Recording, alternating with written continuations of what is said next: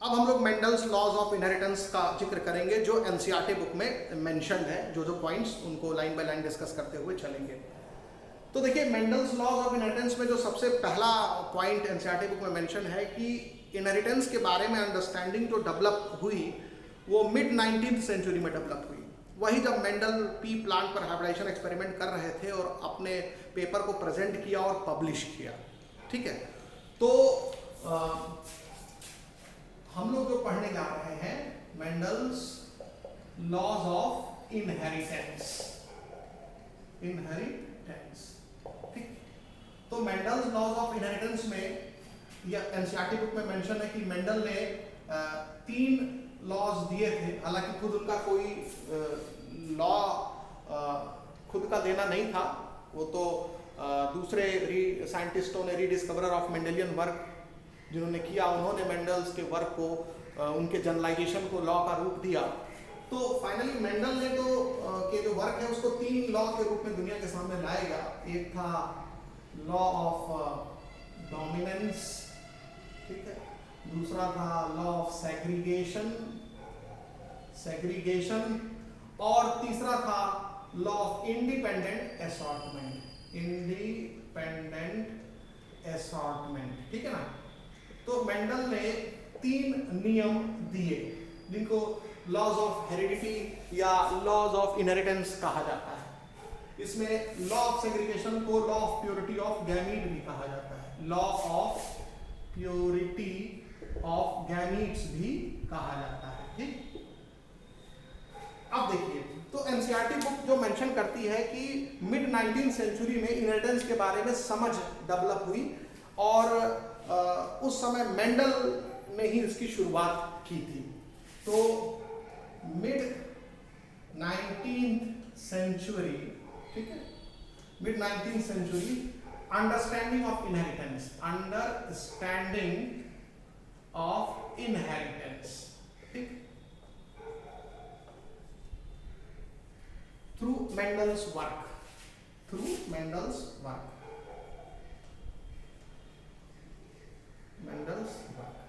ठीक है। अच्छा, दूसरा जो पॉइंट मेंशन है जो कंट्राडिक्ट करता है, कई किताबों में आप पढ़ेंगे तो कुछ अलग अलग मिलेगा। जैसे कि मेंडल ने जो पी प्लांट पर हाइब्रिडाइजेशन एक्सपेरिमेंट किया था 7 इयर्स के लिए, वो हमने जो ठीक इसके पहले अभी बताया, वो 1859 से 1866 के बीच में किया, 7 साल। वो हमने एक किताब से एक डेटा उठा के आपको दे दिया। लेकिन अगर आप इस पॉइंट को अलग अलग किताबों से पढ़ने की कोशिश करेंगे तो आपको वेरिएशन मिलेगा, डिफरेंसेस मिलेंगे। 10 में से 8 किताबें जो है वो उस डेटा को लिखती हैं जो एनसीईआरटी बुक में लिखा है। यानी मेंडल ने पी प्लांट पर हाइब्रिडाइजेशन एक्सपेरिमेंट जो किया 7 साल तक, वो किया 1856 से 1863 तक। तो यही डेटा जो है ज्यादा ऑथेंटिक है। डेटा देखिए, जो हमने अभी पहले जिक्र किया वो हमने किसी किताब से उठा के बता दिया, और उस किताब में अगर वो डेटा है तो वो उसको हम गलत ऐसे ही नहीं, मतलब उसको डिस्कार्ड नहीं कर देंगे, उसका भी कोई रेलेवेंट सोर्स होगा तभी वो लिख रहा है। और भी बहुत सारी किताबें हैं जिसमें 1-2 साल इधर उधर लिखा हुआ है, बट हमको मतलब है एग्जाम में मेरा आंसर जो है वो सही हो जाए। तो एनसीईआरटी बुक का ये पॉइंट को जब हमने कंपेयर किया तो ये ज्यादातर बुक्स में यही डेटा मिलेगा, तो आप भी यही डेटा याद रखिएगा। तो Mendel performed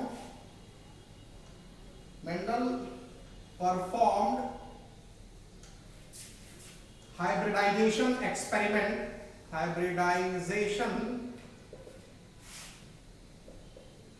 experiments on pea plant, garden pea plant, Pisum sativum, for 7 years from 1856 to 1863। ये याद रखना है आपको, 1856 से 1863 के बीच में मेंडल ने 7 साल तक पी प्लांट पर हाइब्रिडाइजेशन एक्सपेरिमेंट किया। ये एनसीईआरटी बुक में लिखा है और ज्यादातर किताब में यही डेटा लिखा है, बट कुछ किताबें ऐसी भी है जहां ये डेटा कुछ और मिलता है। ठीक, याद ये वाला करना है, मैं फिर से आपको कहता हूं। अब उसके बाद फिर नेक्स्ट जो पॉइंट एनसीईआरटी बुक मेंशन करती है कि मेंडल ने पहली बार बायोलॉजी में किसी प्रॉब्लम को सॉल्व करने के लिए स्टैटिस्टिकल एनालिसिस और मैथमेटिकल लॉजिक का इस्तेमाल किया। ये पहला ऐसा ओकेजन था जब बायोलॉजी में मैथमेटिक्स और स्टैटिस्टिक्स का इस्तेमाल हुआ था। तो आप यहां भी लिखेंगे mathematical logics and statistical analysis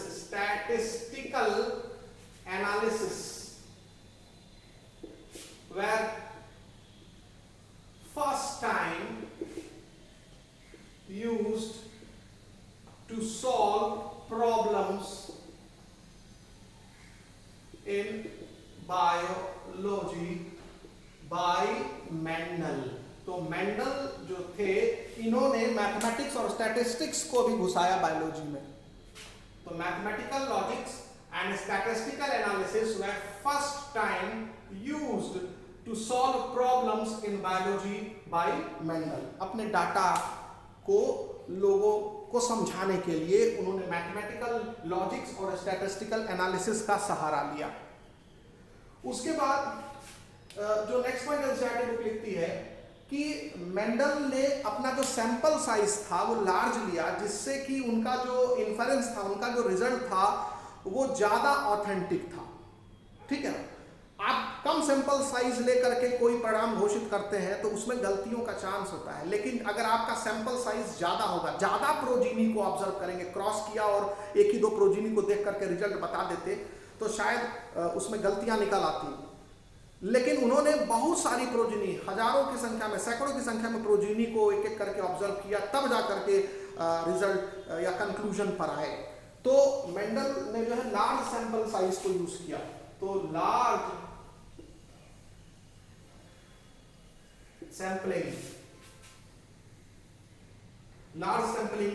जो होगा, आप ध्यान रखेंगे, लार्ज सैंपलिंग साइज, ठीक है, की वजह से मोर ऑथेंटिक डाटा। तो उनका जो डाटा था या रिजल्ट जो था वो ज्यादा ऑथेंटिक था, क्योंकि जो सैंपल साइज था वो बड़ा था और अपने डाटा को समझाने के लिए, अपने डाटा तक पहुंचने के लिए वो मैथमेटिकल लॉजिक और स्टैटिस्टिकल एनालिसिस का इस्तेमाल किया था। तो इस वजह से भी उनका जो रिजल्ट था वो एक तरह से सही था और उसमें बहुत ज्यादा कमियां लोग नहीं निकाल पाए आगे भी चल करके। ठीक है, और फिर एक और चीज आप ध्यान रखेंगे कि मेंडल ने मटर के पौधे में जिन 7 कैरेक्टर्स की स्टडी की थी और हर कैरेक्टर के 1 पेयर कंट्रास्टिंग ट्रेट थे, यानी 2 कंट्रास्टिंग ट्रेट थे, तो टोटल मेंडल ने 14 कंट्रास्टिंग ट्रेट्स की स्टडी की थी और उन्होंने 14 प्योर लाइन मटर के पौधे, 14 ट्रू ब्रीडिंग या प्योर लाइन पी प्लांट्स को सेलेक्ट किया। तो मेंडल सेलेक्टेड 14 ट्रू ब्रीडिंग या प्योर लाइन पी प्लांट्स और उन्हीं के बीच में फिर वो क्रॉस कराते थे। तो Mendel selected 14 true breeding pure line pea plants for his hybridization experiment. Hybridization experiment. अब ये 14 true breeding pure line pea plant का क्या मतलब हुआ? इसका मतलब हुआ कि जैसे मान लो लेंथ एक कैरेक्टर है, तो लेंथ में 2 तरह की लेंथ हुई ना, टॉलनेस और ड्वार्फनेस। तो उन्होंने प्योर टॉल प्लांट एक प्रोड्यूस किया, प्योर ड्वार्फ प्लांट प्रोड्यूस किया, और वो ये भी ध्यान रखना, ये तो 14 true breeding pure line pea plants थे, ये सब आपस में सिर्फ एक ही कैरेक्टर में डिफरेंट थे, एक ही ट्रेट बस इनका डिफर करता था, बाकी सब चीज क्या था इनका सेम।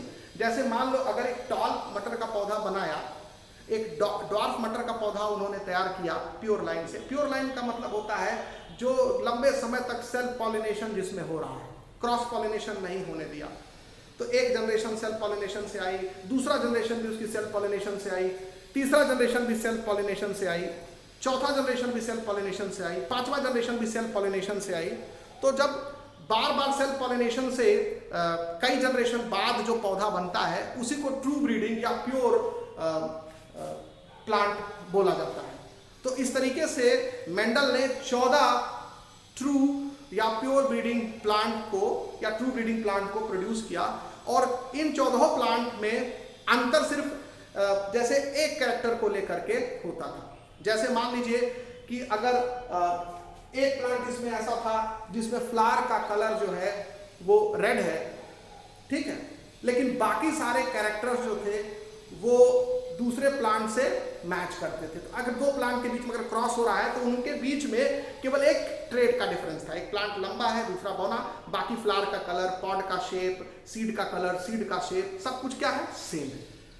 तो आपके लिए क्यों 14 ही, क्योंकि कंट्रास्टिंग ट्रेट्स तो कुल 14 ही थे ना, 7 कैरेक्टर और हर कैरेक्टर के 2 कंट्रास्टिंग ट्रेट, तो टोटल कितने ट्रेट हो गए, 14। तो उन्होंने एक ऐसा प्लांट तैयार किया जो लंबा था, एक ऐसा प्लांट तैयार किया जो बौना था, एक ऐसा प्लांट तैयार किया जिससे रेड फ्लावर होते थे, एक ऐसा प्लांट तैयार किया जिसमें व्हाइट फ्लावर होते थे, एक ऐसा प्लांट तैयार किया जिसमें इन्फ्लेटेड पॉड था, एक ऐसा प्लांट तैयार किया जिसमें कॉन्स्ट्रिक्टेड पॉड था, एक ऐसा प्लांट तैयार किया जिसमें रिंकल सीड थे, एक ऐसा प्लांट तैयार किया जिसमें राउंड सीड थे, ठीक है, एक ऐसा प्लांट तैयार किया जिसमें ग्रीन पॉड कलर था, एक ऐसा प्लांट तैयार किया जिसमें येलो पॉड कलर था, एक ऐसा प्लांट तैयार किया जिसमें येलो सीड कलर था, एक ऐसा प्लांट तैयार किया जिसमें ग्रीन सीड कलर था। तो ऐसे जोड़ लोगे तो 14 पी प्लांट उन्होंने तैयार किए जो कि प्योर थे। मतलब वो उसमें जो कहा जाए कि दोनों एलील जो थे वो जीनोटाइप के वो सेम थे, समझ में आया? तो ये ध्यान रखना है आपको। ये हो गया, मेंडल ने ट्रू ब्रीडिंग प्लांट को प्रिपेयर किया, कितने, 14। और मेंडल ने जो अपना एक्सपेरिमेंट किया वो इतना ऑथेंटिक था कि जनरेशन आफ्टर जनरेशन, अगर किसी भी जनरेशन में अगर आप क्रॉस देखते तो वो मेंडल ने जो बताया था वो वैरी करता हुआ नहीं मिलता है, साइंटिस्टों को ना मिलेगा, ठीक है। तो ये हो गया मेंडल का जो लॉज ऑफ इनहेरिटेंस है। इसमें जो 3 लॉ है, law of dominance, law of segregation, law of independent assortment, ये तो हम आगे पढ़ेंगे, बट एनसीईआरटी बुक ने जो जनरल पॉइंट लिखा है वो हमने आपको डिस्कस कर दिया है। अब जो पहला पेज है एनसीईआरटी बुक में, जब principles of inheritance and variation, जब ये टॉपिक शुरू होता है पहले पैराग्राफ में, तो उसने जेनेटिक्स, हेरिडिटी, इनहेरिटेंस और वेरिएशन को समझाया है। तो हम लोग अब वो डिस्कस करेंगे। तो आइए समझते हैं जेनेटिक्स, इनहेरिटेंस, हेरिडिटी और वेरिएशन क्या है। तो जेनेटिक्स, इनहेरिटेंस, हेरिडिटी और वेरिएशन, ठीक है। देखिए जेनेटिक्स का जो डेफिनेशन है, it is study of inheritance and variation. It is branch of biology that deals with study of inheritance and variation, यानी इनहेरिटेंस और वेरिएशन के अध्ययन को ही जेनेटिक्स कहा जाता है। तो जेनेटिक्स क्या है? It is branch of biology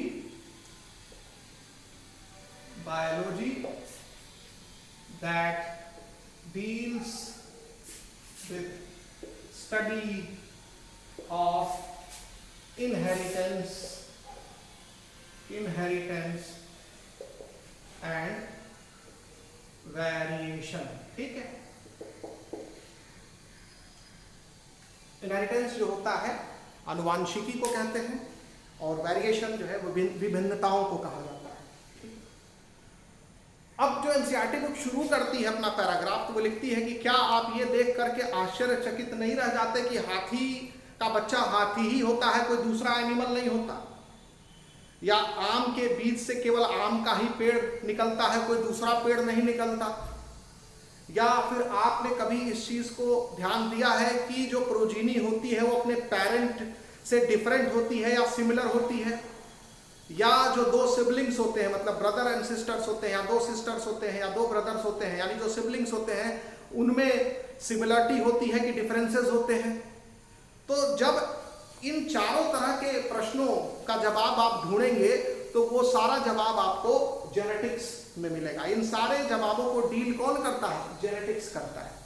यानी ये जो कैरेक्टर्स जो पेरेंट्स अपने प्रोजीनी में जा रहे हैं, हाथी से हाथी के बच्चे में, या आम के बीज से जो आम का पेड़ निकल रहा है, या पेरेंट से जो प्रोजीनी बन रही है, या जो प्रोजीनी बनी है वो आपस में मैच कर रही है नहीं कर रही है, इन सभी चीजों का संबंध जीन्स से है। और जीन्स की स्टडी की जाती है जेनेटिक्स में, और जीन्स का एक जनरेशन से दूसरे जनरेशन में जाना, कैरेक्टर का एक जनरेशन से दूसरे जनरेशन में जाना, क्योंकि जीन्स ही है जो कैरेक्टर को डिसाइड करते हैं। कैरेक्टर कैसा होगा वो जीन पर डिपेंड करेगा, यानी जीन में इंफॉर्मेशन होता है जिसके वजह से वो कैरेक्टर बनता है किसी ऑर्गेनिज्म में। तो जीन कोड फॉर कैरेक्टर, ठीक है। तो जीन्स का या कैरेक्टर का एक पीढ़ी से दूसरे पीढ़ी में जाना, एक जनरेशन से दूसरे जनरेशन में जाना, पेरेंट से प्रोजीनी में जाना, उसको कहते हैं इनहेरिटेंस। तो इनहेरिटेंस का जो डिफिनीशन है, it is transfer of character, it is process of transfer या passing of character from one generation to another generation। लक्षणों का एक पीढ़ी से दूसरे पीढ़ी में जाना, इसी को इनहेरिटेंस कहा जाता है। तो यहां पर जो एक पीढ़ी है वो हो गई पेरेंट, और जो उससे दूसरी पीढ़ी बन रही है वो हो गई प्रोजीनी। तो पेरेंट से प्रोजीनी में कैरेक्टर का ट्रांसफर होना, कैरेक्टर का पासिंग होना from parent to progeny, from one generation to another generation, this is called inheritance, ठीक है। और हेरिडिटी क्या है? हेरिडिटी होता है प्रोजीनी को जो कुछ मिला है पेरेंट से, विरासत। जैसे एक पिता अपने बच्चे के लिए बहुत सारी संपत्ति छोड़ के जाता है, घर मकान दुकान सब छोड़ के जाता है, तो ये बच्चे को हेरिडिटी में मिला है। तो हेरिडिटी खाली बायोलॉजिकल टर्म नहीं है, ये सोशल हेरिडिटी भी होती है। संपत्ति मिलना क्या है? Social heredity. एक पिता अपने बेटे को जो कुछ देता है उसको विरासत बोलते हैं, ठीक है। यानी एक बेटा अपने पिता से बहुत कुछ विरासत में पाया रहता है। उसी तरह से बायोलॉजिकल हेरिडिटी, यहां हेरिडिटी की बात हो रही, बायोलॉजिकल हेरिडिटी है, यानी जो जीन्स मिला है एक प्रोजीनी को अपने पेरेंट्स से, वो जो प्रोसेस है, जीन मिलने का तरीका है, उसी को हेरिडिटी कहा जाता है। तो आप कहेंगे ये दोनों चीज तो सेम ही। हाँ, इनहेरिटेंस का मतलब है transfer of character from one generation to another, और हेरिडिटी क्या है? जो अदर जनरेशन है, यानी जो प्रोजीनी है, उसको जो चीज मिली है वो हेरिडिटी है। तो process of getting a character from parent by progeny is heredity. तो बिना इनहेरिटेंस के हेरिडिटी नहीं होगा। आप समझ में आ रहा है? इनहेरिटेंस जब ट्रांसफर का प्रोसेस ही नहीं होगा तो कैसे प्रोजीनी को कोई चीज मिलेगी? तो इनहेरिटेंस इज बेसिस, मतलब आपको ध्यान रखना पड़ेगा ऑफ हेरिडिटी। तो ये आपको ये ध्यान रखना पड़ेगा, बहुत ही इंपॉर्टेंट पॉइंट होता है। Inheritance is the basis of heredity. बिना इनहेरिटेंस के हेरिडिटी नहीं मिल सकती। तो what is heredity? It is process of obtaining या getting, it is process of obtaining character by progeny from parent. Progeny from parent, यानी पेरेंट से progeny को जो कैरेक्टर मिलने का प्रोसेस होता है उसको हेरिडिटी कहते हैं। और ये प्रोसेस जो है वो ट्रांसफर से आता है। ट्रांसफर नहीं होगा तो उसको मिलेगा नहीं। तो बहुत नजदीकी डिफरेंस है, अंतर है लेकिन बहुत माइन्यूट अंतर है। इनहेरिटेंस बता रहा है कि कैरेक्टर जा रहा है, जाने को, कैसे जाया, कैसे कैरेक्टर जाता है, ठीक। और हेरिडिटी बता रहा है कि कैसे कैरेक्टर आता है, तो जब तक कोई जाएगा नहीं तो आएगा कहां से, तो दोनों एक तरह से एक दूसरे के पूरक शब्द हैं। बल्कि कई किताबों में तो इनहेरिटेंस हेरिडिटी एक ही चीज लिखा हुआ है। लिटरल मीनिंग आप नेट पर खोलेंगे तो दोनों का सेम ही मिलेगा, लेकिन एक माइन्यूट फर्क है, दोनों शब्द में अंतर है, और वो अंतर हमने बता दिया। ये प्राप्त करने को, एक पुत्र द्वारा अपने पिता से प्राप्त करने को, एक प्रोजीनी द्वारा जो है अपने पेरेंट से प्राप्त करने वाले कैरेक्टर को कैसे वो प्राप्त कर रहा है और ये कैसे दे रहा है, ये दे रहा है और ये ले रहा है, तो ये अंतर है बस। तो यानी कि इनहेरिटेंस का it is basis of heredity, it is the basis of heredity. ठीक हो गया। तो आपको हमने इनहेरिटेंस भी, जेनेटिक्स भी समझा दिया, इनहेरिटेंस भी समझा दिया, हेरिडिटी भी समझा दिया। और जब जेनेटिक्स टर्म की बात करते हैं तो जेनेटिक फादर ऑफ जेनेटिक्स पहले ही बता चुके हैं, ग्रेगर जॉन मेंडल को कहा जाता है। तो ग्रेगर जॉन मेंडल को फादर ऑफ जेनेटिक्स कहा जाता है। ठीक है, तो फादर ऑफ जेनेटिक्स कौन हो गया? Gregor John Mendel. और जेनेटिक शब्द का प्रयोग जो है वो बैटसन ने किया। तो जेनेटिक शब्द का प्रयोग किसने किया? बैटसन ने किया। जेनेटिक्स टर्म W बैटसन ने दिया, BATSON। तो जेनेटिक शब्द का प्रयोग किसने किया? बैटसन ने किया। अब वेरिएशन देखिए, वेरिएशन क्या होता है? Variation is the degree by which progeny differ from its parent. तो वेरिएशन क्या है? It is the degree by which progeny differs from its parent। यानी पेरेंट से प्रोजीनी कितना डिफर करती है कैरेक्टर में, उसको बोलते हैं वेरिएशन। यानी पेरेंट में जो लक्षण होते हैं प्रोजीनी में एग्जैक्ट वही लक्षण चले जाएं ये कोई जरूरी नहीं है, और कुछ परिवर्तन हो जाता है लक्षणों में तो बोलते हैं वेरिएशन आ गया। तो एक आबादी में, एक पॉपुलेशन में दो इंडिविजुअल के बीच में जो डिफरेंस होता है वही वेरिएशन है। प्रोजीनी और पेरेंट के बीच में भी वेरिएशन हो सकता है, दो प्रोजीनी के बीच में भी, यानी सिबलिंग्स के बीच में, ब्रदर सिस्टर, ब्रदर ब्रदर के सिस्टर सिस्टर के बीच में डिफरेंस हो सकता है। तो it is degree of difference between two individuals of a population. उसमें दो इंडिविजुअल में एक पेरेंट एक प्रोजीनी हो सकता है, दोनों ही प्रोजीनी हो सकती है। ठीक है, तो ये ध्यान रखना है। और ये जो वेरिएशन होता है यही रॉ मटेरियल होता है इवोल्यूशन का। जब तक वेरिएशन नहीं होगा तब तक इवोल्यूशन भी नहीं होगा, नेचुरल सिलेक्शन नहीं होगा। यानी सपोज करो दो प्रोजीनी है और दोनों एक दूसरे से डिफरेंट है, और एक गिवन इन्वायरमेंट में एक प्रोजीनी जो है वो दूसरे प्रोजीनी से बेहतर परफॉर्म कर रही है अंतर के वजह से, तो नेचर उसको ही सेलेक्ट करेगा, दूसरे को सेलेक्ट नहीं करेगा। और जब नेचर सेलेक्ट करेगा तो लंबे समय बाद वही सेलेक्टेड प्रोजीनी नए स्पीशीज के रूप में डेवलप हो जाएगी। इसी को इवोल्यूशन कहा जाता है। तो बिना वेरिएशन के इवोल्यूशन संभव नहीं है। ठीक है, अच्छा याद रखिए ये जो वेरिएशन है इसके बारे में ह्यूमन को बहुत समय पहले से पता था। लगभग 8000 से 1000 BC से ही ह्यूमन ये जान रहा था कि वेरिएशन जो है वो उसका एक कारण छिपा हुआ है सेक्सुअल रिप्रोडक्शन में। यानी सेक्सुअल रिप्रोडक्शन के वजह से वेरिएशन होता है, इस बात की जानकारी ह्यूमन को 8000 से 1000 BC के समय से ही है। यानी वेरिएशन जो है is due to sexual reproduction. Sexual reproduction, देखिए सेक्सुअल रिप्रोडक्शन जो होता है उसमें गैमीट्स बनते हैं, और गैमीट्स जब बनते हैं तो मियोसिस होता है, और मियोसिस जब होता है तो उसमें एक टर्म आता है क्रॉसिंग ओवर या जेनेटिक रिकॉम्बिनेशन। जीन का नया कॉम्बिनेशन बनता है, पैरेंटल कॉम्बिनेशन जो है उससे अलग हटके, और इसी नया कॉम्बिनेशन जो क्रॉसिंग ओवर से या जेनेटिक रिकॉम्बिनेशन से बनता है, इसी वजह से वेरिएशन आता है। तो सेक्सुअल रिप्रोडक्शन में गैमीट बनता है, गैमीट बनने में जो मियोसिस होता है उस मियोसिस के दौरान ही क्रॉसिंग ओवर होता है या जेनेटिक रिकॉम्बिनेशन होता है, और उसी वजह से वेरिएशन आता है।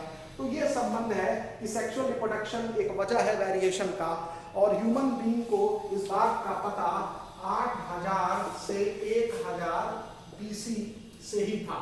सिंस तो ह्यूमन न्यू अबाउट, ठीक है, तो human knew about variation since 8000 to 1000 BC। ये बात समझ में आ गई। और जब ह्यूमन को बहुत सालों से ये पता था, हजारों सालों से ये बात पता थी, लाखों सालों से ये बात पता थी कि जो वेरिएशन है वो सेक्सुअल रिप्रोडक्शन से होता है, यानी नेचुरली जो एग्जिस्टिंग ऑर्गेनिजम्स है, जो वाइल्ड, जो नेचर में एग्जिस्ट, जो ऑर्गेनिज्म नेचर में एग्जिस्ट करते हैं, उनको वाइल्ड ऑर्गेनिजम्स कहा जाता है, वाइल्ड एनिमल्स, वाइल्ड प्लांट्स। ठीक, तो वाइल्ड एनिमल और वाइल्ड प्लांट्स की जो आबादी थी उनमें भी वेरिएशन था। तो ह्यूमन ने क्या किया, अपने फायदे के लिए जो गुड वेरिएशंस थे उनको सेलेक्ट किया, उसको आर्टिफिशियल सिलेक्शन कहते हैं। नेचर जब किसी प्रॉपर्टी को, किसी ऑर्गेनिज्म को सेलेक्ट करता है उसके खास वजह से, खास गुण के वजह से, तो उसको नेचुरल सिलेक्शन कहते हैं। इंसान जब किसी ऑर्गेनिज्म को सेलेक्ट करता है अपने फायदे के लिए तो उसको आर्टिफिशियल सिलेक्शन कहते हैं। तो ह्यूमन ने आर्टिफिशियल सिलेक्शन के माध्यम से प्लांट को, एनिमल को चुना कि ये वाला वाइल्ड एनिमल को हम इसके इस प्रॉपर्टी के वजह से, या ये वाले वाइल्ड प्लांट को हम उसके इस प्रॉपर्टी के वजह से सेलेक्ट करते हैं, और उनके बीच में उन्होंने ब्रीड कराया। दो सेलेक्टेड वाइल्ड प्लांट्स के बीच में क्रॉस ब्रीडिंग कराई, और उससे उन्होंने एक ऐसा प्लांट प्राप्त किया जिसमें डिजायर्ड क्वालिटी थी, जो वो चाहते थे, और फिर उसको ही वो उगाना शुरू किए अपने देखरेख में। तो धीरे धीरे वो फैल गया धरती पर, तो वो सेलेक्टेड ब्रीड हो गया, सेलेक्टेड वैरायटी हो गई। तो ये आर्टिफिशियल सिलेक्शन हुआ, और फिर अपने देखरेख में उसका प्रचार प्रसार किया, तो ये डोमेस्टिकेशन हो गया। तो वो जो सेलेक्टेड, जो नया प्लांट तैयार हुआ या इसी तरह से नया एनिमल तैयार हुआ, वो वाइल्ड नहीं कहा जाएगा, वो वाइल्ड स्पीशीज से बनाया गया, वाइल्ड वैरायटी से बनाया गया आर्टिफिशियल सिलेक्शन के कारण, और फिर उसको ह्यूमन अपने देख रेख में उसको फैलाता गया धरती पर। तो ये डोमेस्टिकेशन होगा। जब ह्यूमन किसी चीज में दखल देता है, उस ऑर्गेनिज्म का केयर करता है, अपने साथ रखता है, तो उसको डोमेस्टिकेशन कहा जाता है। तो आर्टिफिशियल सिलेक्शन और डोमेस्टिकेशन जो है वो इंसानों ने शुरू किया उन ब्रीड्स का जिससे कि उनको फायदा आगे मिलने वाला था या मिलता रहा है। और इसी का एक एग्जाम्पल एनसीईआरटी ने लिखा है साहिवाल काऊ का, कि artificial selection and domestication of bread produced by wild cow species का एग्जाम्पल है साहिवाल काऊ, जो पंजाब में है। तो पंजाब में जो साहिवाल काऊ, जो पंजाब की काऊ है, वो हालांकि अब पूरे देश में फैल चुकी है काऊ। इसकी जो मिल्क क्वालिटी और क्वांटिटी होती है बहुत अच्छी होती है, क्वांटिटी भी ज़्यादा है, मिल्क की क्वालिटी भी बहुत अच्छी है। और साहिवाल काऊ जो है वो वाइल्ड काऊ ब्रीड से डेवलप की गई है आर्टिफिशियल सिलेक्शन और डोमेस्टिकेशन के प्रोसेस से। हम लोग इनहेरिटेंस ऑफ वन जीन को समझेंगे। तो let us take an example of hybridization experiment performed by Mendel to understand inheritance of one gene. तो आइए हम लोग इनहेरिटेंस ऑफ वन जीन को समझते हैं। इनहेरिटेंस ऑफ वन जीन क्या मतलब है इसका? आपको पता है कि किसी भी ऑर्गेनिज्म में जो भी कैरेक्टर होता है वो किसी न किसी जीन से कंट्रोल होता है, यानी हर कैरेक्टर के लिए कोई ना कोई जीन रिस्पॉन्सिबल होता है। तो मेंडल ने मटर के पौधे में जिन 7 कैरेक्टर्स की स्टडी की थी, वो सारे 7 कैरेक्टर्स किसी न किसी जीन के द्वारा कंट्रोल किए जाते हैं। ठीक है, तो जब हम यहां कहते हैं कि इनहेरिटेंस ऑफ वन जीन, तो इसका मतलब है कि किसी एक कैरेक्टर को कंसीडर करके क्रॉस को समझेंगे।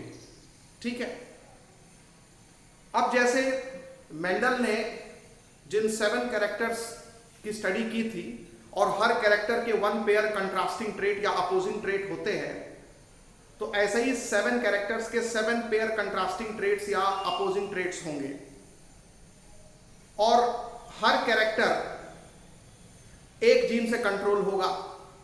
ठीक है, तो यहां पर जो क्रॉस कंसीडर किया जाएगा एग्जाम्पल में, उसमें जो 2 प्लांट्स लिए जाएंगे उनमें सिर्फ एक कैरेक्टर का डिफरेंस होगा, और बाकी सारे कैरेक्टर्स क्या होंगे?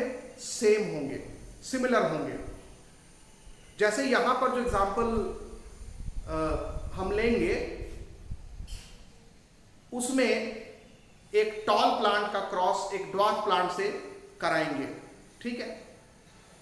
अब यहां पर कैरेक्टर जो है वो लेंथ है, और लेंथ के बेसिस पर पी प्लांट दो तरह के होते हैं, टॉल एंड ड्वार्फ, ठीक है। तो टॉल और ड्वार्फ जो है वो अपोजिंग ट्रेट्स हो गए या कंट्रास्टिंग ट्रेट्स हो गए, और लेंथ क्या हो गया, कैरेक्टर हो गया। तो जब हम दो प्लांट्स लेंगे अपोजिंग ट्रेट्स वाले, तो इसका मतलब यह है कि बाकी सारे कैरेक्टर्स जो होंगे वो उन दोनों प्लांट्स में सेम होंगे, ठीक है। तो इसको कहते हैं मोनोहाइब्रिड क्रॉस। यानी मोनोहाइब्रिड क्रॉस वह क्रॉस होता है दो प्लांट के बीच में जिसमें दो प्लांट के बीच में सिर्फ एक कैरेक्टर का डिफरेंस होता है, ठीक है, और बाकी सारे कैरेक्टर्स क्या होते हैं, सेम होते हैं। तो इनहेरिटेंस ऑफ वन जीन में हम लोग मोनोहाइब्रिड क्रॉस को वास्तव में समझने की कोशिश करेंगे। अब देखिए मेंडल ने क्या किया कि एक टॉल प्लांट का क्रॉस एक ड्वार्फ प्लांट से कराया, ठीक है। तो एक पेरेंट टॉल है और दूसरा पेरेंट ड्वार्फ है, और इनके बीच में क्रॉस पॉलिनेशन हुआ। क्या हुआ, क्रॉस पॉलिनेशन हुआ, और इनके क्रॉस पॉलिनेशन से जो इनकी प्रोजीनी बनी, मतलब टॉल प्लांट है और ड्वार्फ प्लांट है, और क्रॉस पॉलिनेशन कराया गया इनके बीच में, और इस क्रॉस पॉलिनेशन से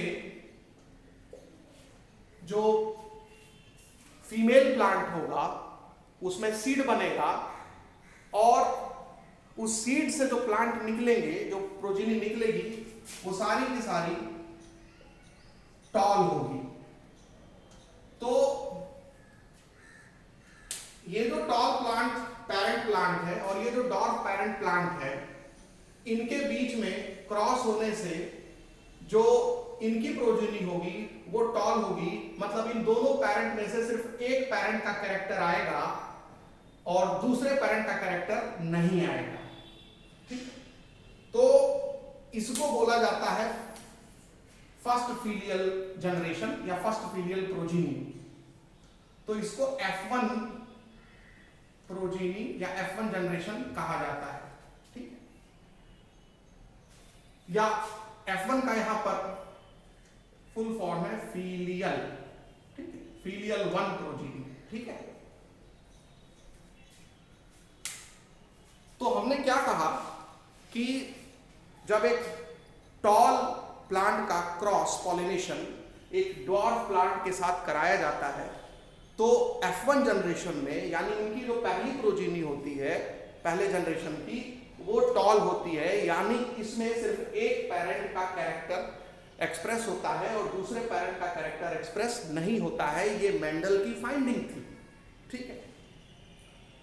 और जब ये इस टॉल प्लांट यानी जो F1 प्रोजीनी जो थी वो सारी के सारे जितने भी पौधे थे वो सब टॉल थे, जब इनमें सेल्फ पॉलिनेशन कराया जाता है, इनकी सेल्फिंग कराई जाती है, मतलब जब इसमें सेल्फ पॉलिनेशन कराया जाता है, क्रॉस पॉलिनेशन की जरूरत नहीं है, तो सेल्फ पॉलिनेशन कराया जाता है यानी सेल्फिंग कराई जाती है,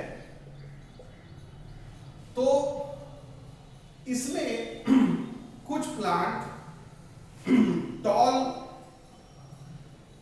बनते हैं और कुछ प्लांट ड्वार्फ बनते हैं, ठीक। तो कुछ प्लांट टॉल प्रोड्यूस होते हैं और कुछ प्लांट ड्वार्फ प्रोड्यूस होते हैं, और ये अब सेकंड जनरेशन हो गया। ये फर्स्ट जनरेशन था, अब ये क्या है, सेकंड जनरेशन की प्रोजीनी है, तो इसको F2 प्रोजीनी कहेंगे, फीलियल 2 प्रोजीनी कहेंगे। तो आप इसको F2 प्रोजीनी कहेंगे, ठीक है, या F2 जनरेशन कहेंगे या फीलियल 2 प्रोजीनी कहेंगे। देखिए फीलियल शब्द जो है वो एनसीईआरटी बुक में नहीं लिखा है कि कहां से आया है। फीलियल शब्द लैटिन के फिलस से डिराइव्ड है और जिसका मतलब होता है सन। सन मतलब बेटा, पुत्र। तो पुत्र जो है वो बाप का अगला जनरेशन ही तो होता है।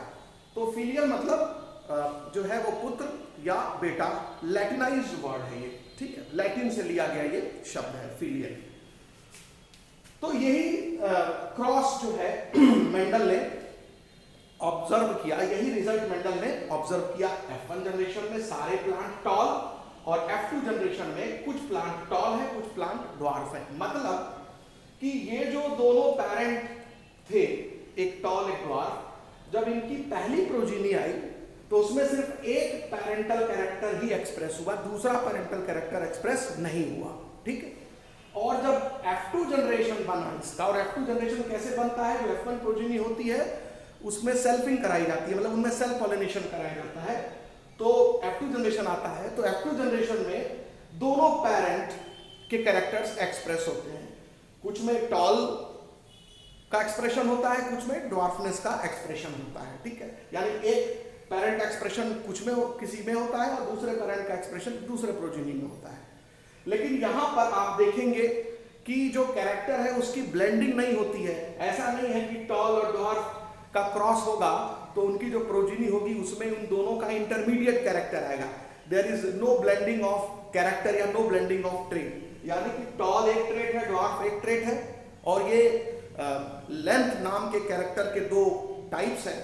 तो यहां पर दोनों ट्रेट की ब्लेंडिंग नहीं हो रही है कि इनके बीच का कोई इंटरमीडिएट आ जाए, ठीक है, इंटरमीडिएट लंबाई वाला कोई प्लांट आ जाए। तो यहां पर ब्लेंडिंग भी नहीं देखी गई मेंडल के द्वारा। तो no blending of trait, no blending of traits. तो मेंडल ने ट्रेट्स की कोई ब्लेंडिंग यहां पर नहीं देखी। तो एक बार फिर से आप इसको ध्यान से समझ लीजिए कि जो F1 प्रोजीनी होती है, इस F1 प्रोजीनी में केवल एक ही पेरेंट का जो ट्रेट होता है वो एक्सप्रेस होता है, ठीक है। Trait of only one parent is expressed, only one parent is expressed, ठीक। ये फाइंडिंग्स रही हैं मेंडल की F1 प्रोजीनी में।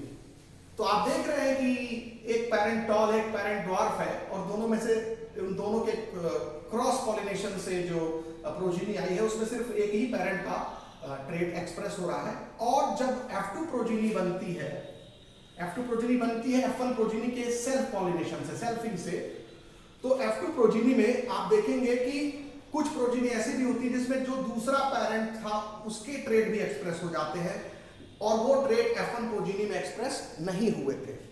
तो इसमें traits of both parents are expressed, traits of both parents are expressed, ठीक है। तो दोनों ही पेरेंट्स के ट्रेट एक्सप्रेस हो जाते हैं, ठीक है, एक्सप्रेशन हो जाता है। एक और चीज मेंडल ने यहां ऑब्जर्व किया कि F2 प्रोजीनी में जितने भी इंडिविजुअल्स थे उसमें जो टॉल वाला इंडिविजुअल था, टॉल इंडिविजुअल्स थे, टॉल प्रोजीनी थी, उनकी संख्या ज्यादा थी, और जो ड्वार्फ इंडिविजुअल्स थे उनकी संख्या कम थी। और मतलब एक तरह से कहा जाए तो ये 3:1 रेशियो में ये बने थे। तो ये रेशियो भी बहुत इंपॉर्टेंट है, ये आपको ध्यान रखना पड़ेगा, ठीक है। तो 3:1 रेशियो में ये बने थे, यानी अगर 4 प्लांट बने होंगे F2 जनरेशन में तो 4 में से 3 प्लांट टॉल थे और 4 में से 1 प्लांट क्या थे, ड्वार्फ थे। अगर 8 प्लांट बने होंगे तो 8 में से 6 प्लांट टॉल थे और 2 प्लांट ड्वार्फ थे। तो रेशियो जो था वो फिक्स था, वो 3:1। वो जितने बार भी उन्होंने ये एक्सपेरिमेंट को दोहराया तो F2 जनरेशन में जो टॉल और ड्वार्फ का रेशियो था ऑलमोस्ट क्या रहा, सेम रहा, 3:1 रहा। अब यहां एक चीज और आपको समझा दें कि जब पेरेंट प्लांट लिए जाते हैं और उनमें क्रॉस पॉलिनेशन किया जाता है, जैसा कि मेंडल ने किया था, तो उसमें एक प्लांट को मेल कंसीडर किया जाता है और दूसरे प्लांट को फीमेल कंसीडर किया जाता है, ठीक है। तो मान लेते हैं जो ड्वार्फ प्लांट जो था उसको फीमेल कंसीडर किया गया और जो टॉल प्लांट था उसको मेल कंसीडर किया गया, और केवल कंसीडर ही नहीं किया गया, उसको बनाया गया ऐसे। अब आप कहेंगे किसी प्लांट को मेल और फीमेल कैसे बना सकते हैं अगर वो ओरिजिनली मेल फीमेल नहीं है? तो ये तो बड़ा आसान तरीका है। जैसे मटर का पौधा होता है, मटर, चूंकि मटर पर ही एक्सपेरिमेंट है, गार्डन पी पर एक्सपेरिमेंट है, पाइजम सटाइजम पर, तो इसमें आपको ध्यान रखना है कि जो मटर का पौधा होता है वो बाइसेक्सुअल फ्लावर प्रोड्यूस करता है। तो जो पी प्लांट है वो बाइसेक्सुअल फ्लावर प्रोड्यूस करता है। पी प्लांट में बाइसेक्सुअल फ्लावर होते हैं, ठीक है, बाइसेक्सुअल फ्लावर्स होते हैं। अब ये जो इसमें बाइसेक्सुअल फ्लावर्स होते हैं पी प्लांट में, इसमें तो इसका मतलब होगा कि इसमें पिस्टिल भी होगा और इसमें स्टैमेंस भी होंगे, ठीक है। तो जिस प्लांट को अगर हमको मेल बनाना है तो उसमें क्या करेंगे, उस फ्लावर को एज इट इज रहने देंगे और इससे पॉलन ग्रेन ले करके जिस प्लांट को हमको फीमेल कंसीडर करना है उस प्लांट में केवल पिस्टिल रहने देंगे और इसमें से एंथर को रिमूव कर देंगे, एंथर को या स्टैमेन कह लीजिए, क्योंकि आप स्टैमेन का जो, क्योंकि एंथर में पॉलन ग्रेन बनता है तो आप काट दीजिए, एंथर को रिमूव कर दीजिए। तो एंथर या स्टैमेन रिमूव कर देंगे तो only pistil is left in the flower, only pistil, sex organ में ओनली पिस्टिल इज लेफ्ट, और इसी में एग होता है। आप को लाइफ साइकिल ऑफ एंजियोस्पर्म में पढ़ाया गया कि ओवरी होगी, ओवरी के अंदर जो है ओव्यूल होगा, ओव्यूल के अंदर एम्ब्रियो सैक बनता है और एम्ब्रियो सैक के अंदर एग होता है। तो ये एग, तो जिस फ्लावर में एंथर को रिमूव कर दिया जाएगा, केवल पिस्टिल ही रहेगा, तो उसको हम फीमेल फ्लावर कंसीडर कर लेंगे। और जिस फ्लावर में पिस्टिल और स्टैमेन दोनों को रहने दिया जाएगा, यानी कि एक तरह से वो flower source of pollen grain का काम करेगा, तो उसको हम मेल फ्लावर कंसीडर करेंगे, ठीक है। तो मेल फ्लावर और फीमेल फ्लावर को कैसे बनाया जाता है वो समझ में आ गया। अब यहां पर जो टॉल प्लांट था, तो टॉल प्लांट जो था उसको हमने मेल कंसीडर किया, मतलब क्यों मेल्स कंसीडर किया, क्योंकि ये सोर्स ऑफ पॉलन ग्रेन था, तो इसको मेल कंसीडर कर रहे हैं because it is source of pollen grain, source of pollen grain. तो इससे पॉलन ग्रेन लेकर किस प्लांट के पिस्टिल पर छिड़क दिया गया, और इसको फीमेल क्यों कंसीडर किया गया, because it is source of egg. तो जो भी प्लांट सोर्स ऑफ एग होगा, ठीक है, उसको फीमेल प्लांट कंसीडर करेंगे, और जो भी प्लांट जो है वो सोर्स ऑफ पॉलन ग्रेन होगा उसको मेल प्लांट कंसीडर करेंगे। तो मटर का दो पौधा लिया, एक बौना पौधा और एक लंबा पौधा। शुरू में दोनों पर बाइसेक्सुअल फ्लावर थे, तो जो बौने पौधे का जो फ्लावर था उसमें क्या किया गया, स्टेमन्स को रिमूव कर दिया गया, यानी एंथर को रिमूव कर दिया गया। इसको बोलते हैं इमैस्कुलेशन। तो मेंडल ने इमैस्कुलेशन कर दिया, तो वो जो बौना पौधा हो गया वो फीमेल कंसीडर कर दिया गया, क्योंकि अब उसमें पॉलन ग्रेन उसके फूल में नहीं बनेंगे। और उसकी पिस्टिल को जो है वो ढक दिया गया ताकि कहीं अनवांटेड पॉलन ग्रेन्स आकर के ना उसके ऊपर गिर जाएं। बैगिंग, प्लांट हाइब्रिडाइजेशन एक्सपेरिमेंट में इमैस्कुलेशन और बैगिंग दो प्रोसेस होता है, आपको लाइफ साइकिल ऑफ एंजियोस्पर्म में पढ़ाया जा चुका है। और जो मेल प्लांट था, जो टॉल प्लांट था, उसको अगर मेल प्लांट बनाना है तो कुछ नहीं करेंगे, बस उससे पॉलन ग्रेन लेकर के हम ड्वार्फ प्लांट जो फीमेल प्लांट है उसके पिस्टिल, उसके फ्लावर के पिस्टिल पर गिरा देंगे। तो आपको यह समझ में आ गया होगा कि क्रॉस पॉलिनेशन जब मेंडल ने किया तो कैसे किया। तो जिस भी पेरेंट को मेल बनाना होगा उसका पॉलन ग्रेन लेना होगा, और जिस भी पेरेंट को फीमेल बनाना होगा उसमें स्टेमन्स को, उसके फ्लावर से स्टेमन्स को काट के हटा देंगे, एंथर को काट के हटा देंगे, ताकि वो सिर्फ एग प्रोवाइड करे। और जो सीड बनेगा वो फीमेल प्लांट में ही बनेगा। किसमें बनेगा? फीमेल प्लांट में। तो अगर यहाँ इसको मेल प्लांट कंसीडर कर रहे हैं, इसको फीमेल प्लांट कंसीडर कर रहे हैं, तो जो सीड हमको ऑब्टेन होगा वो ड्वार्फ प्लांट से ऑब्टेन होगा, ठीक। और सीड जब ड्वार्फ प्लांट से ऑब्टेन होगा तो उस सीड से जो प्रोजेनी निकलेगी वो क्या निकलेगी? टॉल प्रोजेनी निकलेगी, ठीक है। और यदि हम रेसिप्रोकल क्रॉस करते हैं, रेसिप्रोकल क्रॉस का मतलब होता है कि नहीं हम जो है अब ड्वार्फ प्लांट को मेल कंसीडर करेंगे और टॉल प्लांट को फीमेल कंसीडर करेंगे। तो जब आप ड्वार्फ प्लांट को मेल कंसीडर करेंगे तो फिर इसका मतलब हो गया कि ड्वार्फ प्लांट में आप कोई इमैस्कुलेशन नहीं करेंगे, वो सोर्स ऑफ पॉलन ग्रेन हो जाएगा। और जो टॉल प्लांट है उसको अगर आप फीमेल कंसीडर करना चाहते हैं, फीमेल बनाना चाहते हैं, तो उसमें इमैस्कुलेशन कर दीजिए, एंथर को रिमूव कर दीजिए और ये सोर्स ऑफ एग हो जाएगा। और उस केस में तब सीड, इससे जो सीड निकलेगा, क्योंकि सीड यही बनाएगा ना, जिसमें एग से ही तो एम्ब्रियो बनता है और एम्ब्रियो से फिर फर्टिलाइजेशन होता है का मेल गैमीट से, पॉलन ग्रेन में जो मेल गैमीट होते हैं उसी से फिर एम्ब्रियो बनता है, एम्ब्रियो सीड के अंदर ही बनता है। तो टॉल प्लांट से तब सीड मिलेगा, तो उस सीड के अंदर जितने भी प्लांट होंगे वो टॉल होंगे। तो मेरे कहने का मतलब क्या है, ध्यान से ऑब्जर्व करिए, चाहे आप टॉल प्लांट को, ठीक है, मेल बनाइए और ड्वार्फ प्लांट को फीमेल बनाइए, इन दोनों का जब भी क्रॉस पॉलिनेशन होगा तो F1 प्रोजीनी टॉल होगी।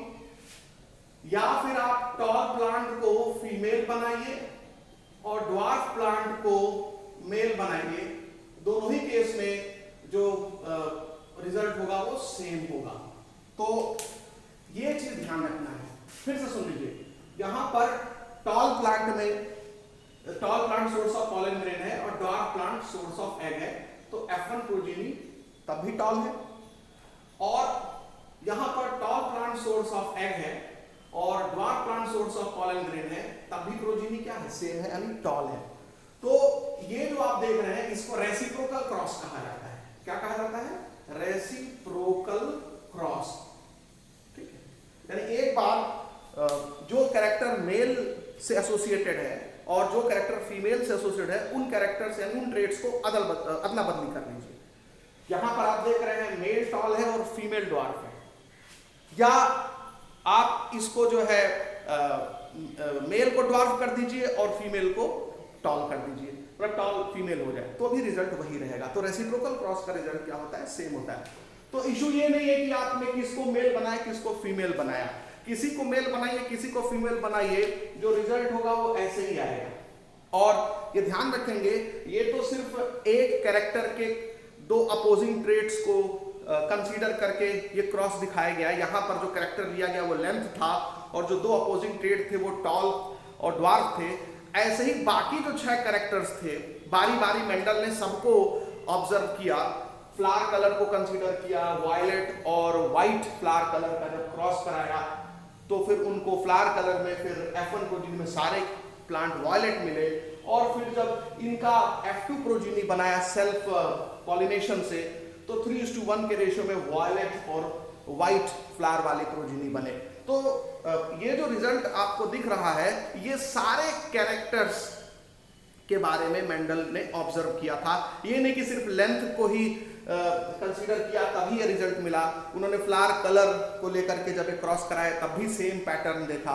उन्होंने जब फ्लावर पोजीशन को देख करके जब ये काम किया तब भी यही रिजल्ट ऑब्टेन किया। उन्होंने पॉड कलर को, पॉड शेप को, सीड शेप को, सीड कलर को, मतलब सारे कैरेक्टर्स जो मेंडल ने स्टडी किए थे 7, और उनके जो कंट्रास्टिंग ट्रेड्स थे उन सबको उन्होंने इसी तरीके से एक्सपेरिमेंट परफॉर्म करके सेम रिजल्ट ऑब्टेन किए।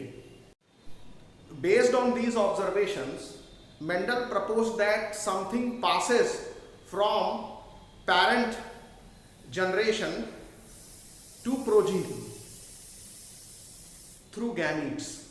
यानी कि जो मेंडल ने हाइब्रिडाइजेशन एक्सपेरिमेंट किया और उसमें जो उन्होंने ऑब्जर्व किया जो चीजें, उस ऑब्जर्वेशन के आधार पर मेंडल ने यह बताया कि कुछ चीज है, कोई चीज है जो कि पेरेंट से उनके प्रोजीनी में ट्रांसफर होती है गैमीट्स के जरिए। और इस समथिंग को, ये जो थिंग है कि जो चीज जा रही है, उसको मेंडल ने फैक्टर कहा। यानी factor is transferred from parent to progeny, और ये सक्सेसिव जनरेशन में ऐसा होता जाता है। अब ये दोनों पेरेंट हैं, ये प्रोजीनी है, तो इन दोनों से फैक्टर जो है गैमीट के जरिए प्रोजीनी में आएगा, ठीक। और अब ये पेरेंट हो गया और ये प्रोजीनी हो गई, तो इससे जो फैक्टर होगा वो गैमीट के जरिए इन प्रोजीनीज में आएगा। तो मेंडल ने ये बताया कि गैमीट जो है वो फैक्टर को अगले जनरेशन तक पहुंचाने का काम करते हैं पेरेंट से, ठीक है। तो यहां पर ये पॉइंट आपको मेंशन करना पड़ेगा कि फैक्टर्स, और उसी फैक्टर्स को आगे चल करके जीन्स कहा गया। तो मेंडल ने जीन्स के लिए कौन सा टर्म यूज किया था? फैक्टर शब्द का इस्तेमाल किया था। कारक उसको हिंदी में बोलते हैं। एक कारक है जो कि पेरेंट से प्रोजीनी में जाता है गैमीट्स के जरिए। तो फैक्टर्स और jeans passes into progeny from parents in successive generations,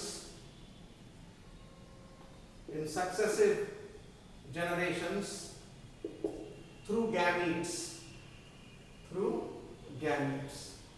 ठीक। तो फैक्टर्स या जीन्स पेरेंट से प्रोजीनी में जाते हैं हर सक्सेसिव जनरेशन में गैमीट के माध्यम से। ये पॉइंट मेंडल ने दुनिया के सामने रखा। अब इसका मतलब ये हुआ कि फैक्टर क्या है ये समझना है, जीन्स क्या है ये समझना है। तो जीन्स जो होते हैं उनमें इंफॉर्मेशन रहता है। Genes contain information for expression of particular trait in progeny, ठीक है, या किसी भी ऑर्गेनिज्म में। तो जीन्स क्या होते हैं? तो जीन्स या factors contain information for expression of traits in organism। तो किसी भी ऑर्गेनिज्म में जो ट्रेट का या किसी कैरेक्टर का एक्सप्रेशन होता है उसकी इंफॉर्मेशन जीन्स या फैक्टर में ही निहित होती है। तो एक तरह से कहा जाए तो जीन्स जो होते हैं वो यूनिट ऑफ इनहेरिटेंस है। हर जीन एक कैरेक्टर या एक ट्रेट को एक्सप्रेस कराने में हेल्प करता है। तो इसलिए वो और एक जनरेशन से दूसरे जनरेशन में जीन्स जो है वो इस इंफॉर्मेशन को लेके जाता है। तो इनहेरिटेंस का यूनिट क्या है? जीन्स।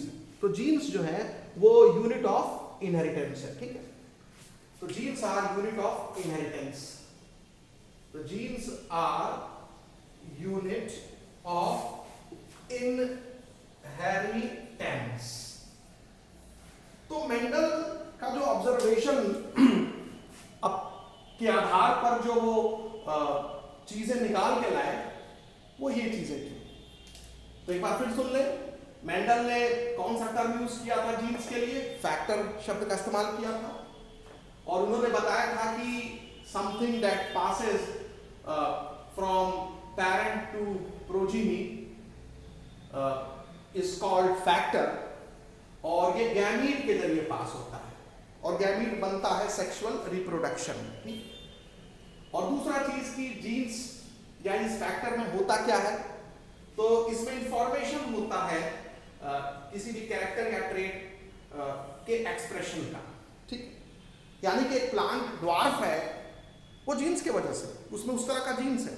एक प्लांट टॉल है क्योंकि उसमें उस तरह का जीन्स है, टॉलनेस के लिए रिस्पॉन्सिबल जीन है। ड्वार्फ प्लांट में ड्वार्फनेस के लिए रिस्पॉन्सिबल जीन है, ठीक है। और जीन्स क्या होते हैं? ये यूनिट ऑफ इनहेरिटेंस होते हैं। अच्छा, एक चीज और फिर यहां पर आपको ध्यान रखना होगा कि एलील शब्द भी आता है जीन के साथ साथ। जब कोई gene a pair of contrasting trait को एक्सप्रेस करता है तो उसको एलील कहा जाता है, ये अकॉर्डिंग टू एनसीईआरटी बुक। तो यहां पर ध्यान रखेंगे, genes which code for a pair of contrasting traits, genes which code for a pair of contrasting traits are known as alleles. genes which code for a pair of contrasting traits, a pair of opposing traits या contrasting traits are known as alleles, known as alleles।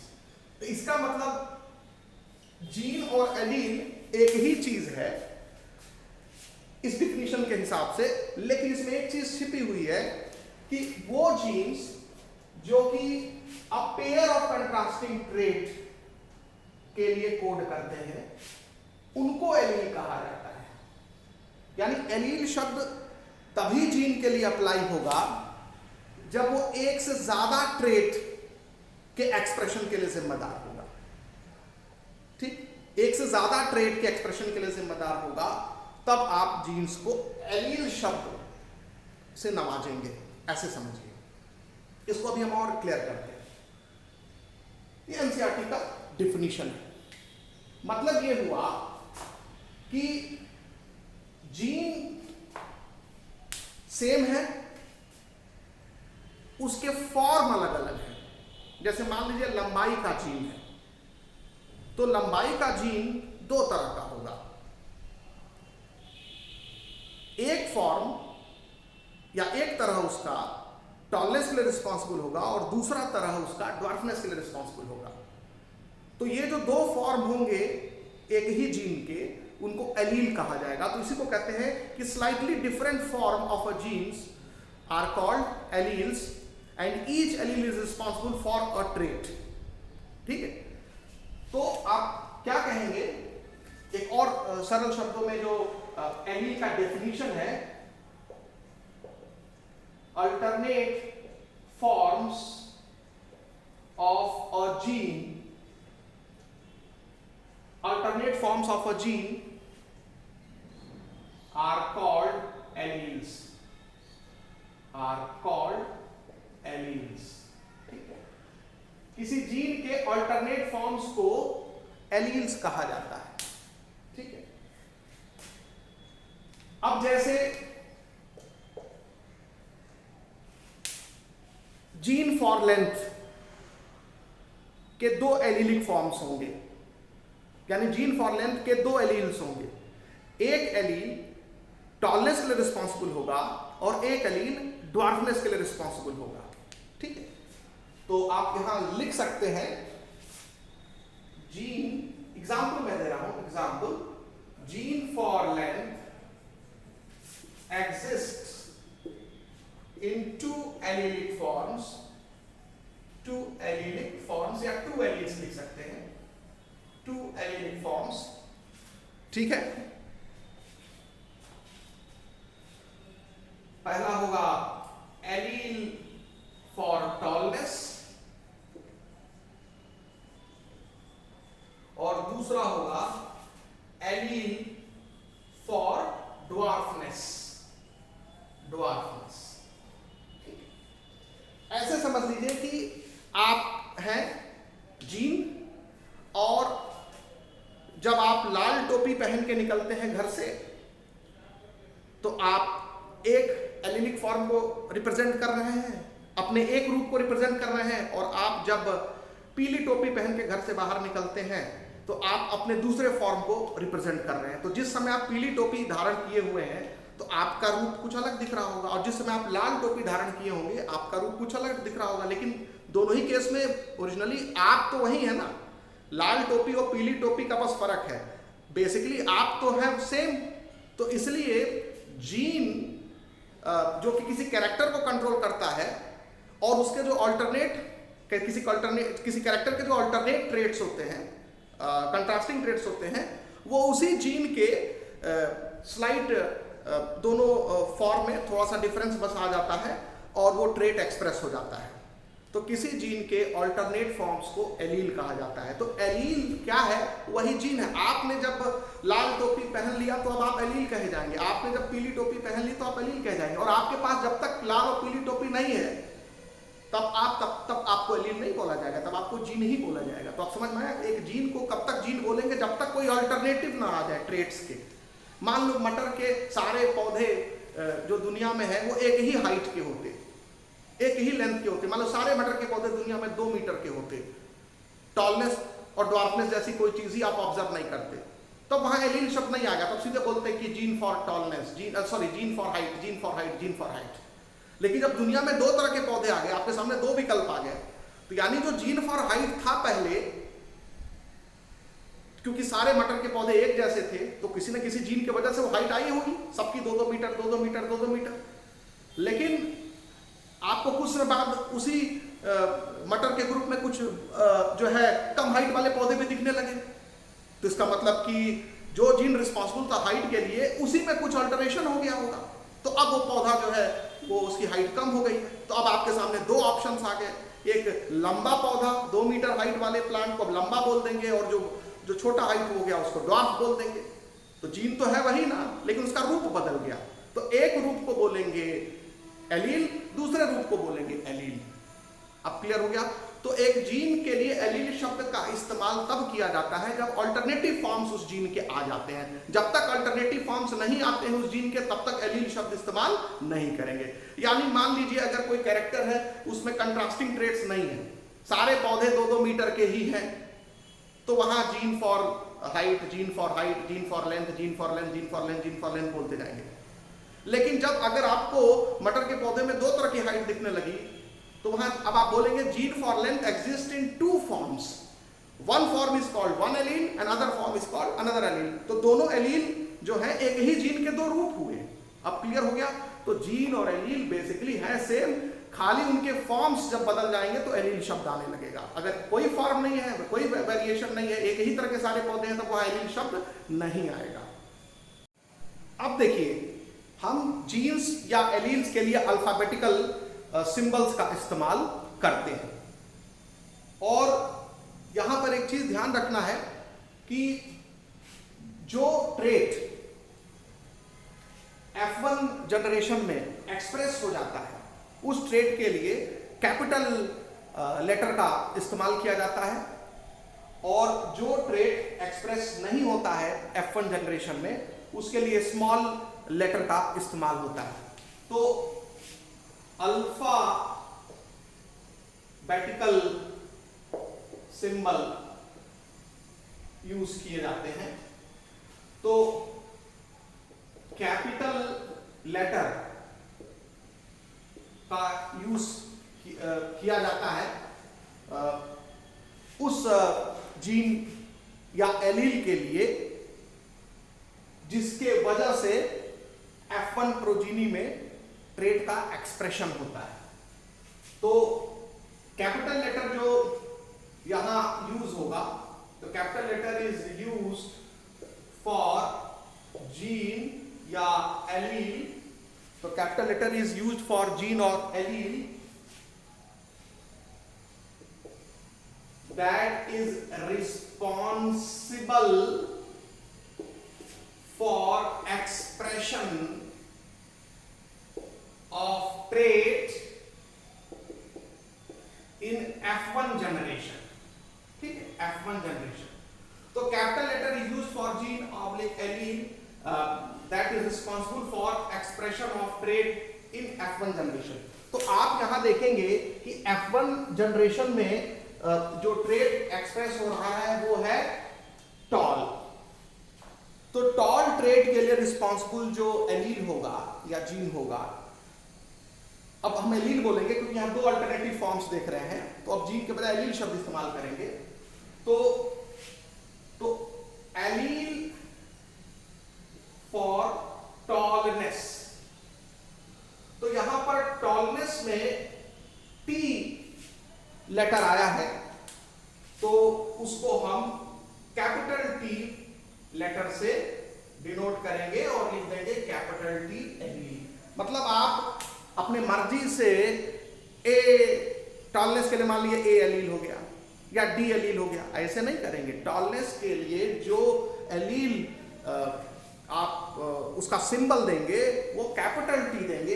ये capital T आया है tallness का जो सबसे पहला letter है वहां से, और कैपिटल इसलिए क्योंकि यही एक्सप्रेस हो रहा है F1 जनरेशन। अगर ड्वार्फ हो जाता F1 प्रोजीनी में, तो तो आप ड्वार्फनेस के एलील को कैपिटल डी लिखते, ठीक है, लेकिन एक्सप्रेशन तो टॉल ट्रेट का हो रहा है।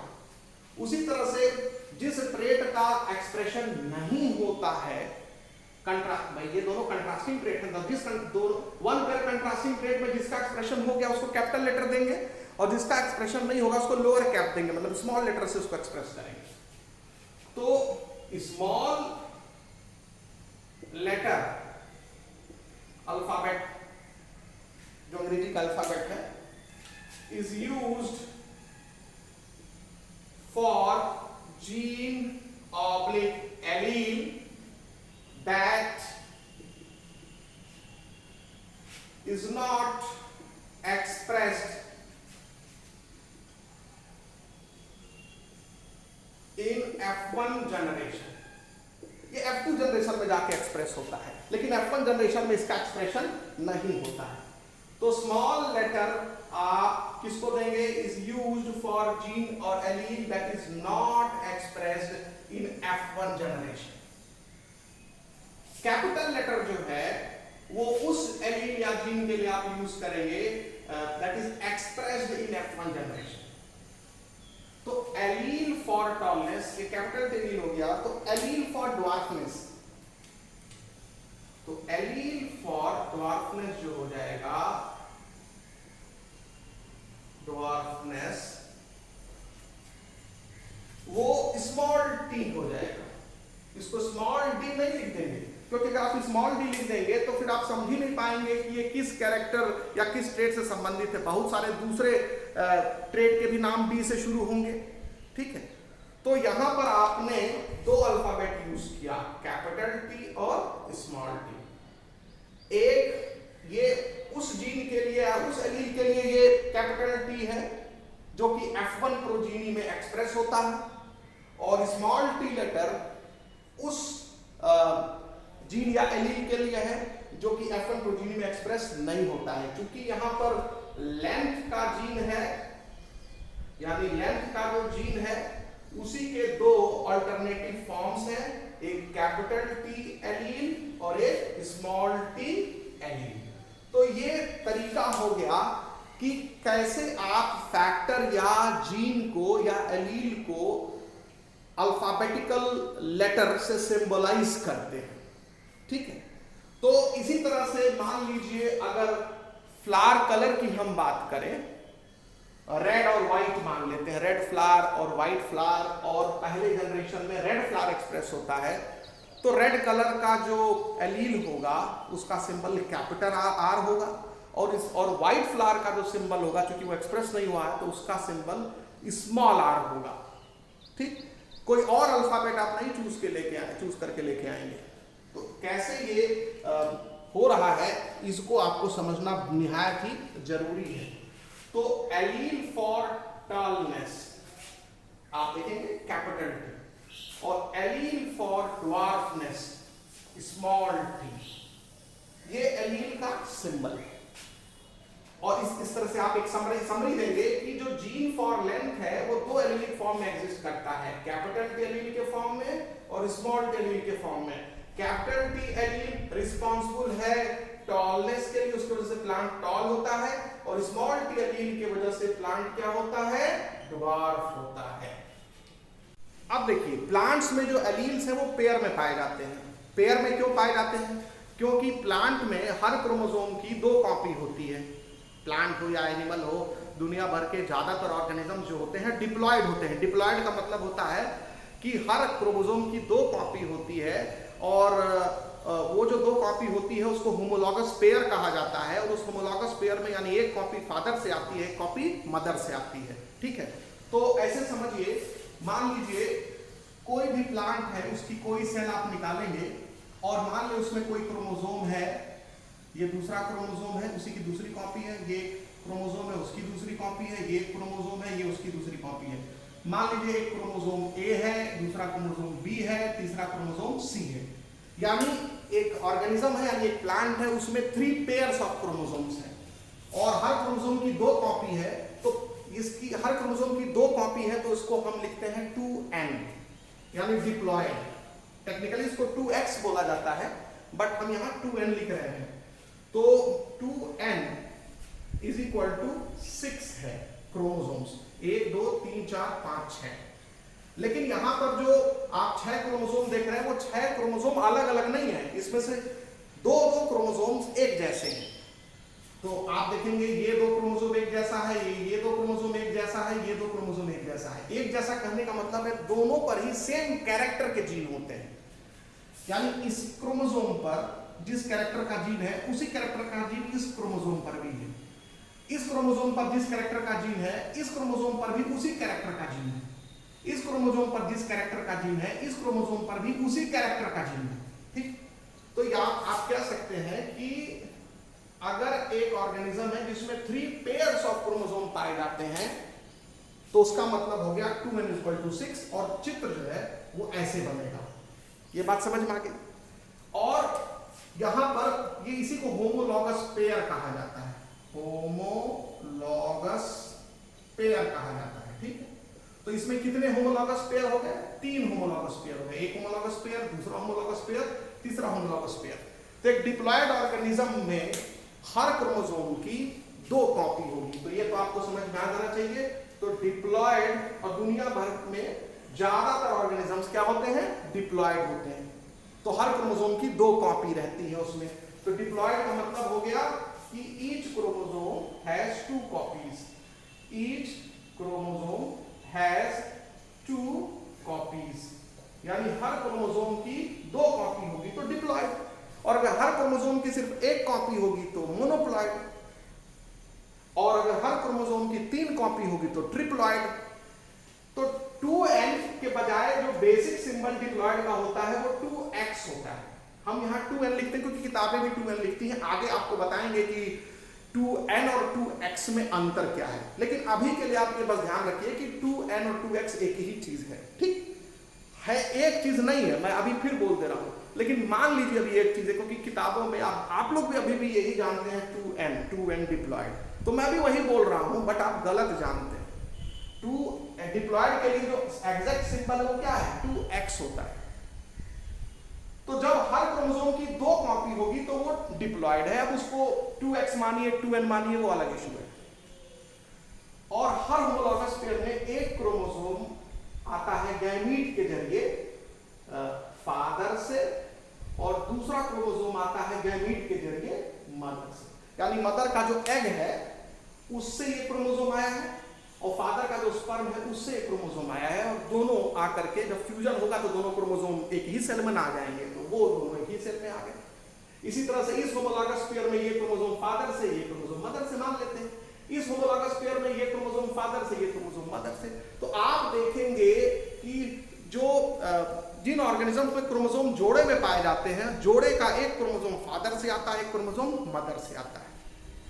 अब इसी को क्यों होमोलॉगस पेयर बोलेंगे? बोल दीजिए भैया ये वाला फादर वाला क्रोमोसोम आया है और ये भी तो मदर से आया है, ये वाला भाई इसमें ये फादर से आया है और ये मदर से आया मान लो, तो कह दो कि ये फादर से आया और ए वाला और ये बी वाला, तो इसको ए बोला गया है। क्यों? क्योंकि दोनों पर सेम कैरेक्टर के जीन है। तो मान लेते हैं, देखो ध्यान से, तो मान लेते हैं इस पर जो जीन है, जीन फॉर लेंथ है, मटर का ही पौधा मान लेते हैं, जीन फॉर लेंथ है, और इस पर भी जो जीन है जो मदर से आया है उस पर भी उसी जगह पर जीन फॉर लेंथ होगा, जीन फॉर लेंथ होगा। यानी मटर के पौधे में जो लंबाई का जीन होता है वो 2 क्रोमोसोम पर होता है, एक जो फादर से आया है और एक जो मदर से आया है, और ये दोनों ही क्रोमोसोम जो है वो होमोलॉगस पेयर बनाते हैं। ठीक है, जब मियोसिस होता है तो इनको होमोलॉगस पेयर कहते हैं। तो होमोलॉगस क्रोमोसोम्स में सेम सेट ऑफ जीन्स होते हैं। हम तो यहाँ सिर्फ एक जीन लिए हैं, ऐसे एक और जीन होगा ऊपर किसी और कैरेक्टर का, एक और जीन होगा नीचे किसी और कैरेक्टर का। तो एक क्रोमोसोम पर जितने जीन्स होंगे उसके होमोलॉगस पार्टनर पर भी उसी कैरेक्टर के जीन्स होंगे। ठीक, अब देखो, अब जब हम मटर का पौधा यहाँ पर एग्जाम्पल ले रहे हैं और हमने बोला कि जो जीन फॉर लेंथ होता है उसके 2 एलिलिक फॉर्म होते हैं, कैपिटल टी और स्मॉल टी। तो इसका मतलब है कि जो जीन फॉर लेंथ होगा, तो जीन फॉर लेंथ होगा तो इस जगह पर या तो कैपिटल टी होगा या तो स्मॉल टी वाला रूप होगा। अब जीन अपने किसी एक रूप में तो बैठा होगा ना, तो यहाँ कैपिटल टी फॉर्म में बैठा हो सकता है या स्मॉल टी फॉर्म में बैठा हो सकता है। उसी तरह से जो मदर से आया है ए क्रोमोसोम, उसमें भी जो जीन फॉर लेंथ होगा वो अपने किसी एक फॉर्म में बैठा होगा, कैपिटल टी या स्मॉल टी। तो ये जरूरी तो नहीं है ना कि फादर से जो ए क्रोमोसोम आया है उसमें जो जीन फॉर लेंथ है अगर वो कैपिटल टी फॉर्म में बैठा है, तो मदर से भी जो ए क्रोमोसोम आ रहा है उसमें जो जीन फॉर लेंथ है वो भी कैपिटल टी फॉर्म में ही बैठा हो सकता है, वो स्मॉल टी फॉर्म में बैठा हो। तो कहने का मतलब हो गया कि ऑर्गेनिजम्स में जो जीन होते हैं या एलील होते हैं वो पेयर्स में पाए जाते हैं। कैसे पाए जाते हैं? जब क्रोमोसोम पेयर में पाए जाते हैं तो एलील भी पेयर में पाया जाएगा। तो आप यहां मेंशन कर लेंगे कि जो जीन या एलील्स होते हैं ऑकर इन पेयर्स। तो जीन या एलील्स ऑकर इन पेयर्स, ठीक। तो ये आपको पता होना चाहिए। तो जब आपको ये पता है कि जीन या एलील्स पेयर में पाए जाते हैं, तो मटर के पौधे में, क्योंकि यहां सारा एग्जांपल मटर के पौधे का ही चल रहा है, तो मटर का जो पौधा होगा उसमें जो जीन फॉर लेंथ है, अगर उसके दो एलिलिक फॉर्म होंगे और एलिलिक फॉर्म पेयर में पाए जाते हैं, तो कितने कॉम्बिनेशंस पॉसिबल होंगे? तो देखिए, तो एक तो कॉम्बिनेशन ये पॉसिबल होगा कि दोनों ही क्रोमोसोम पर होमोलॉगस पेयर के कैपिटल टी एलील हो, या दोनों ही होमोलॉगस क्रोमोसोम पर स्मॉल टी एलील हो, या एक पर, किसी दोनों में से किसी एक पर कैपिटल टी हो और दूसरे पर क्या हो? स्मॉल टी हो। तो एलीलिक कॉम्बिनेशन जो है आपको अब मिल गया। तो अब जब यहां पर हमने टॉल प्लांट लिखा, तो टॉल प्लांट जब लिखेंगे तो यहां जो टॉलनेस का एलील है वो पेयर में पाया जाएगा, मतलब एलील कोई भी है वो पेयर में पाया जाएगा, ठीक है। या ड्वार्फ लिखा तो यहां भी एलील क्या होगा? पेयर में पाया जाएगा। तो मटर के पौधे में जो एलील्स होते हैं वो पेयर में पाए जाते हैं, या किसी भी ऑर्गेनिज्म में एलील पेयर में पाए जाते हैं। ये जनरलाइजेशन है, एक्सेप्शन छोड़ दीजिए। तो कितने कॉम्बिनेशंस आपको मिलेंगे यदि किसी जीन के दो एलीलिक फॉर्म होंगे? यदि किसी जीन के दो एलीलिक फॉर्म होंगे तो 3 कॉम्बिनेशंस मिलेंगे। दोनों एलील सिमिलर होंगे कैपिटल लेटर में, दोनों एलील सिमिलर होंगे स्मॉल लेटर में, और या एक एलील कैपिटल लेटर में होगा, दूसरा एलील स्मॉल लेटर में होगा। तो आपको 3 कॉम्बिनेशंस मिलते हैं एलीलिक पेयर के, ठीक है। और ये जो 3 कॉम्बिनेशंस मिलते हैं इसी को जीनोटाइप बोला जाता है। क्या बोला जाता है? जीनोटाइप। तो जीनोटाइप क्या बताता है? जीनोटाइप एलीलिक कॉम्बिनेशन को बताया जाता है कि कौन से 2 एलील मौजूद है एक ऑर्गेनिज्म में। तो ये हो गया जीनोटाइप। तो इस तरीके से आपने देखा कि जीनोटाइप क्या है। तो जीनोटाइप क्या होता है? It is allelic combination of a gene. तो पहले डेफिनेशन आप लिख लीजिए, व्हाट इज जीनोटाइप। तो जीनोटाइप इज एलीलिक कॉम्बिनेशन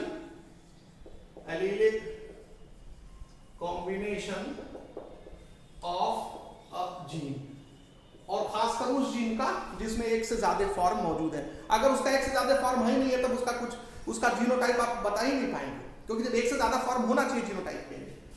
तो allelic combination of a gene is called genotype. अब यहां एग्जांपल जैसे देखिए, मान लीजिए जीन फॉर लेंथ की बात कर रहे हैं। Gene for length exist in 2 allelic form, exist in 2 allelic form। अगर ये 2 एलीलिक फॉर्म में एग्जिस्ट कर रहा है तो एक एलीलिक फॉर्म मान लो कैपिटल टी एलील हो गया और एक एलीलिक फॉर्म हो गया स्मॉल टी एलील हो गया। कैपिटल टी एलील की वजह से प्लांट क्या बनता है? टॉल। स्मॉल टी एलील की वजह से प्लांट क्या बनता है? ड्वार्फ। तो अब इसके कितने जीनोटाइप होंगे? तो इसके जो जीनोटाइप्स होंगे वो डिपेंड करेगा कि हमको पता रहे कि एलील अकेले अकेले पाए जा रहे हैं कि डबल पाए जा रहे हैं। तो डिप्लॉयड ऑर्गेनिज्म में हमेशा 2 एलील साथ साथ पाए जाते हैं, क्योंकि मैंने अभी प्रूफ किया है। तो यहां पर एक जीनोटाइप ये आएगा, एक जीनोटाइप ये आएगा और एक जीनोटाइप आएगा ये। ठीक, तो जब दोनों एलील सेम होते हैं किसी प्लांट के, मतलब किसी कैरेक्टर के दोनों एलील सेम होते हैं, तो इसको ट्रू ब्रीडिंग कहा जाता है, प्योर बोला जाता है। तो इसको प्योर बोलेंगे या इसको ट्रू ब्रीडिंग बोलेंगे। ठीक, तो ये प्योर हो गया या ट्रू ब्रीडिंग प्लांट हो गया। स्मॉल टी ये भी दोनों एलील सेम है, तो इसको भी प्योर या ट्रू ब्रीडिंग प्लांट बोलेंगे। ठीक, और इसमें देख रहे हैं इस जीनोटाइप में किसी प्लांट में ये कॉम्बिनेशन भी होगा। मान लो मटर के बहुत सारे पौधे हैं, तो लंबाई को अगर आप कंसीडर करेंगे तो आपको 3 तरह के मटर के पौधे दिखेंगे पॉपुलेशन में जीनोटाइप के आधार पर। कुछ मटर के पौधे ऐसे दिखेंगे, कुछ मटर के पौधे ऐसे दिखेंगे, कुछ मटर के पौधे ऐसे दिखेंगे। ठीक है ना, इस जीनोटाइप वाले दिखेंगे। यानी कुछ जीनोटाइप तो दिखता नहीं हो तो अंदर रहता है ना, मतलब आप किसी तरह पता लग जाए तो आप, मतलब आपके सामने 3 ऑप्शंस है मटर के पौधे के। अगर लेंथ को आप कंसीडर कर रहे हैं तो लेंथ को अगर आप कंसीडर करेंगे तो दुनिया में मटर के 3 तरह के पौधे होंगे on the basis of genotype. एक में कैपिटल टी जीनोटाइप होगा, एक में स्मॉल टी जीनोटाइप होगा और एक में capital T small T genotype होगा। तो जिस जीनोटाइप में दोनों एलीलिक कॉम्बिनेशन सेम होंगे, दोनों एलील सेम होगी, उसको प्योर या ट्रू ब्रीडिंग प्लांट कहेंगे। प्योर और ट्रू ब्रीडिंग पी प्लांट, ये भी प्योर और ट्रू ब्रीडिंग पी प्लांट। लेकिन जिसके जीनोटाइप के दोनों एलील सेम नहीं होंगे, it is not pure, it is hybrid. It is hybrid इसको कहेंगे, या इसको नॉट प्योर कहेंगे। ये ट्रू ब्रीडिंग नहीं है, ये ट्रू ब्रीडिंग प्लांट नहीं है, प्योर प्लांट नहीं है, ये हाइब्रिड प्लांट है। ये बात समझ में आ गया। और इसी के लिए टेक्निकल टर्म दिया गया है, बायोलॉजिकल टर्म दिया गया है, होमोजाइगस और हेटेरोजाइगस। तो जब दोनों एलील्स किसी जीनोटाइप में सेम होते हैं तो उसको होमोजाइगस कंडीशन कहा जाता है। तो ये हो गया होमोजाइगस। ठीक, और जब दोनों एलील सेम नहीं होते हैं किसी जीनोटाइप में, किसी प्लांट में, तो उसको हेटेरोजाइगस कहा जाता है। तो ये हो गया हेटेरोजाइगस। तो होमोजाइगस और हेटेरोजाइगस क्या है? जीनोटाइप्स के 2 टाइप हैं, यानी जीनोटाइप 2 तरह के, होमोजाइगस जीनोटाइप और हेटेरोजाइगस जीनोटाइप। तो ये हो गया होमोजाइगस जीनोटाइप और heterozygous genotype. When both alleles of a genotype are same, when both alleles of a genotype are same, तो जब किसी जीनोटाइप के दोनों एलील सेम होते हैं तो उसको होमोजाइगस जीनोटाइप कहा जाता है। और जब किसी जीनोटाइप के दोनों एलील डिफरेंट होते हैं तो उसको हेटेरोजाइगस कहा जाता है। तो यहां लिख लेंगे when both alleles of a genotype are different, तो उसको हेटेरोजाइगस जीनोटाइप कहा जाता है। और उस प्लांट को हेटेरोजाइगोट कहा जाता है क्योंकि वो हेटेरोजाइगोट से बना है। इसको होमोजाइगोट कहेंगे, इसको हेटेरोजाइगोट कहेंगे। तो होमोजाइगोट या होमोजाइगस एक ही चीज है, हेटेरोजाइगोट या हेटेरोजाइगस एक ही चीज है। तो और इसी जीनोटाइप की वजह से जो कैरेक्टर दिखता है, जो अपीयर होता है, उसको फिनोटाइप बोलते हैं। ये टॉल है, ये ड्वार्फ है, ये फिनोटाइप है। जो कैरेक्टर आप ऑब्जर्व करते हैं, जो लक्षण आपको दिखते हैं, जीन्स की वजह से जो ट्रेट आता है, जीन आप क्या कहेंगे, अब यहाँ तो जीनोटाइप हो गया ना, जीनोटाइप में जीन्स ही तो होते हैं, एलील्स ही तो होते हैं। तो जीन की वजह से, एलील के कॉम्बिनेशन की वजह से जो लक्षण आ रहा है, उस लक्षण को फिनोटाइप कहते हैं। तो फिनोटाइप जो होता है, it is appearance of character, जो कैरेक्टर आपको अपीयर हो रहा है। ठीक है, the character which you see, the character which you observe is called phenotype and phenotype depends on genotype, यानी जीनोटाइप पर ही फिनोटाइप डिपेंड करता है।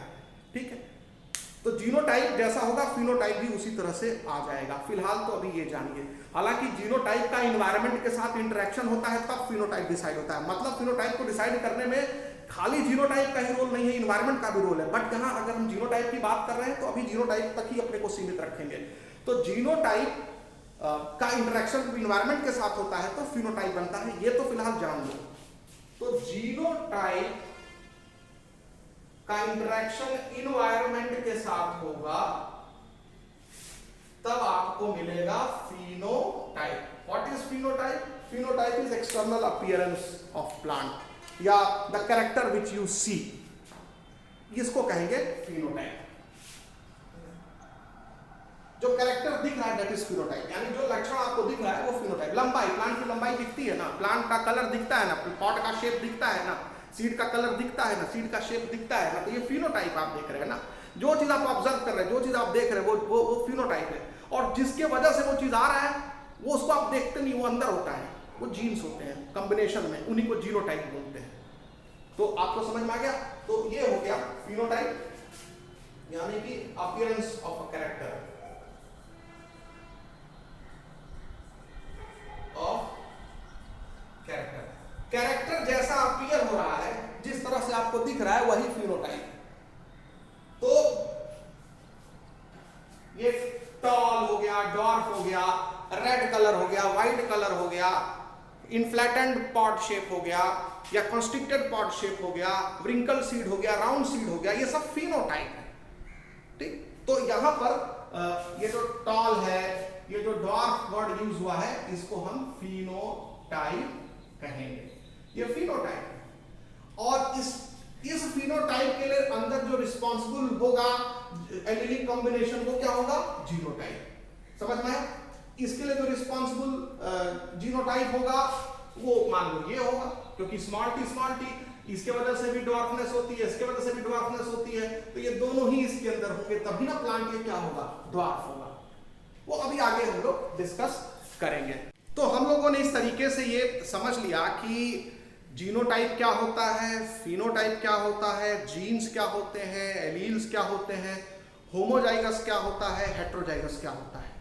अब यहां पर एनसीईआरटी बुक में एक और चीज समझाया है, dominant trait, recessive trait and dominant factor and recessive factor. Dominant factor मतलब एलील या जीन कहिए, तो डोमिनेंट एलील या रिसेसिव एलील। तो आप देखें इसी मेंडल का जो एक्सपेरिमेंट है इसको फिर से हम एक बार फिर करते हैं, और मेंडल के जो ऑब्जर्वेशन के बाद जो उन्होंने प्रपोज किया था उसको ध्यान में रख के करते हैं। तो मेंडल ने ये कहा था कि जब हम ट्रू ब्रीडिंग प्लांट लेते हैं, टॉल प्लांट के साथ एक और चीज छिपा था, ट्रू ब्रीडिंग टॉल प्लांट। तो ट्रू ब्रीडिंग या प्योर टॉल प्लांट में जो जीनोटाइप होगा वो क्या होगा, पहले ही बता चुके हैं, कैपिटल टी। तो ये कैपिटल टी ये ट्रू ब्रीडिंग टॉल प्लांट हो गया, का क्रॉस पॉलिनेशन कराते हैं ट्रू ब्रीडिंग ड्वार्फ प्लांट से या प्योर ड्वार्फ प्लांट से। तो यही चीज होगी, प्योर मतलब जब दोनों एलील सेम हो। तो ये हो गया ड्वार्फ और ये हो गया टॉल, और इसको हम प्योर लिखेंगे। क्यों प्योर लिखेंगे? क्योंकि इसके दोनों एलील क्या है? सेम। और एलील हमेशा पेयर में पाए जाते हैं, तो पेयर में पाए जा रहे हैं, 2n है डिप्लॉयड, हर क्रोमोसोम की 2 कॉपी, तो हर एलील की भी 2 कॉपी। अब दोनों एलील सेम हो सकते हैं, डिफरेंट हो सकते हैं, वो तो अब डिपेंड करता है फादर से जो जिस क्रोमोसोम पर बैठ के एलील आया है, और मदर से जिस क्रोमोसोम पर बैठ के एलील आया है, और जो क्रोमोसोम पेयर करेंगे तो पता नहीं दोनों एलील सेम आए हैं कि डिफरेंट आए हैं। तो हो गया।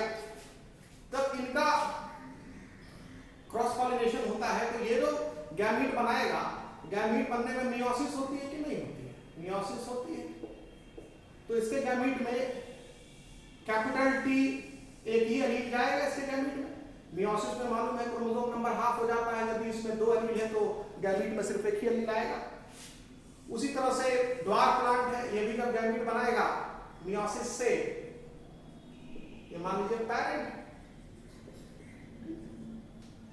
तो एक ड्वार्फ पैरेंट है, टॉल पैरेंट है, प्योर टॉल है, ये प्योर ड्वार्फ है।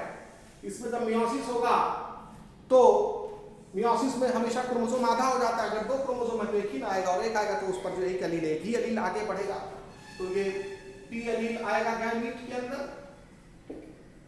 और उसी तरह से ये भी जब गैमीट बनाएगा तो इसमें स्मॉल टी एलील आएगा गैमीट के अंदर, एक ही एलील आएगा 2 में से।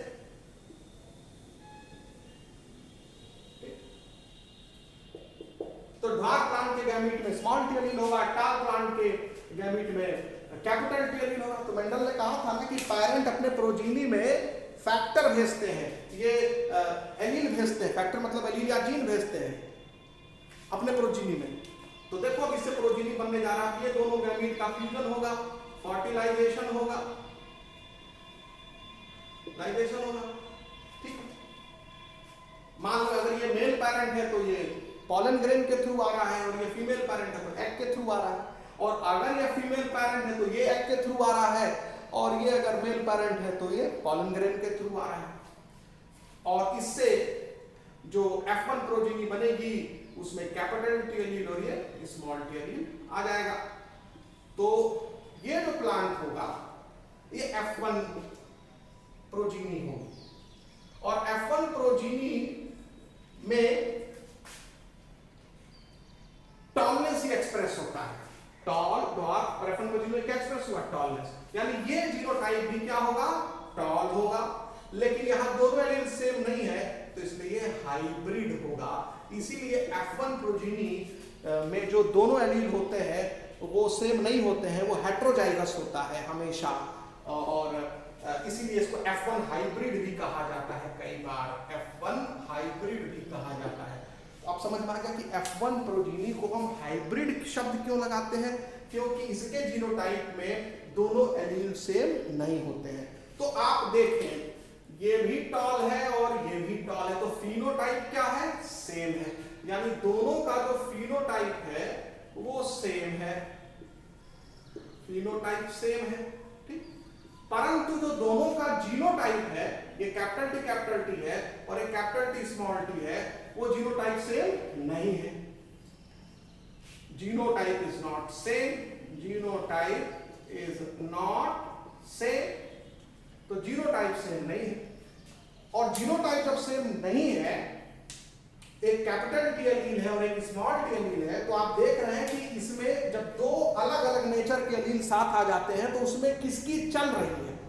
तो आप देख रहे हैं कि इसमें कैपिटल टी टॉलनेस के लिए रिस्पॉन्सिबल है, स्मॉल टी ड्वार्फनेस के लिए रिस्पॉन्सिबल है, लेकिन जब दोनों एलील साथ साथ आते हैं तो प्लांट टॉल हो जाता है, यानी इसमें जिसकी सुनी जा रही है वो कैपिटल टी की सुनी जा रही है, यानी कैपिटल टी अपने आप को एक्सप्रेस करा ले जाता है, और जो स्मॉल टी है इज नॉट एक्सप्रेस्ड, वो एक्सप्रेस्ड होता ही नहीं इसके प्रेजेंस में।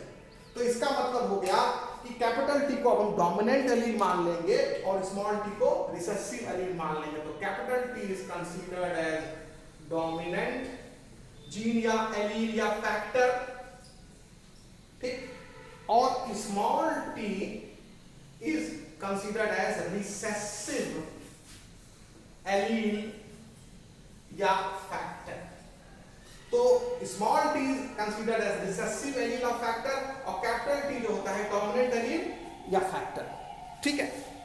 तो कैसे पता चलेगा कौन सा एलील डोमिनेंट है कौन सा एलील रिसेसिव है, जब दोनों एलील अलग अलग एलील साथ साथ आएंगे। अब दोनों एलील साथ साथ कब आते हैं, F1 प्रोजीनी में आते हैं, और जब F2 प्रोजीनी होगी उसमें भी साथ आएंगे, वो आगे बताएंगे। अभी फिलहाल तो हमको डोमिनेंट और रिसेसिव समझना है, तो इसी लेवल पर समझ में आ गया कि कोई भी ऐसा प्लांट ढूंढ लो या मिल जाए जिसमें दोनों एलील साथ साथ आ गए, अपोजिट एलील, कंट्रास्टिंग एलील साथ साथ आ गए, तो अब साथ आने पर किसकी वाली चल रही है, क्योंकि दोनों अपना अपना चलाने की कोशिश करेंगे ना, तो जिसकी चलेगी वो डोमिनेंट हो जाएगा, जिसकी नहीं चलेगी वो रिसेसिव हो जाएगा।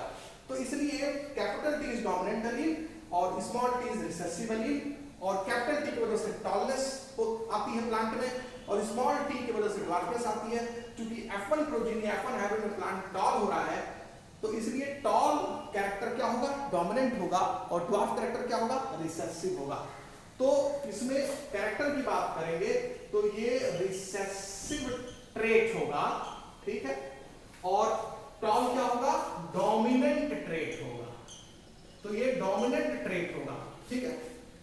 तो ये हो गया क्लियर कि ट्रेट डोमिनेंट कब कहा जाता है, जब एक दो कंट्रास्टिंग ट्रेट्स के बीच में क्रॉस होता है और F1 प्रोजीनी में जो ट्रेट आ गया वही डोमिनेंट है। तो टॉल ड्वार्फ के बीच में क्रॉस हुआ तो आया क्या, टॉल। इसी तरह रेड व्हाइट के बीच में क्रॉस होगा, अगर रेड आ गया तो रेड डोमिनेंट हो गया।